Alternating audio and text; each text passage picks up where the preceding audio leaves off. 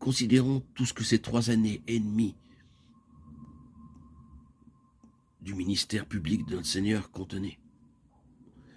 Cela fait 2000 ans que nous en touchons à peine le bord, car il faudra tous les âges des âges à venir pour épuiser le contenu de ces 3 années et demie. C'est une plénitude inépuisable. De son baptême à sa glorification, il y avait une telle plénitude de valeurs, concentrée, capable de remplir l'éternité.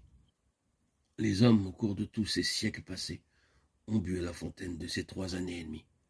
Et ils y boivent encore, de toute nation, de toute classe sociale, de toute langue. Et c'est toujours aussi plein que jamais. Il en reste encore bien plus que tout ce qui a été pris. Combien chargées de sens étaient les valeurs de cette vie. Malgré une période aussi brève, c'est un germe déconcertant pour l'univers tout entier.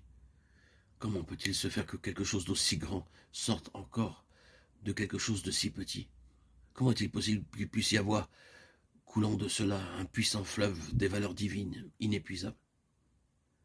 Là est la question, et c'est la question à laquelle je crois, du moins jusqu'à un certain point. Le Seigneur nous permettra de répondre. Et je redis encore une fois, c'est parce que durant ces 3 années et demie, cette vie était constituée par des principes incorruptibles, des éléments incorruptibles. Jésus est fils de Dieu et donc fondamentalement infiniment différent de nous. Si nous considérons sa divinité, sa déité, mais le Nouveau Testament démontre clairement que les caractéristiques de cette vie incorruptible doivent être aussi reproduites et se manifester dans son peuple.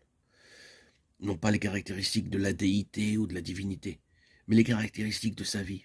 Autrement, que pourrait bien signifier que cela a été mis en lumière par l'Évangile? Qu'est-ce qui a été mis en lumière? Seulement certains faits? Non, certaines valeurs qui doivent devenir nôtres et vraies en nous, comme elles le sont en lui.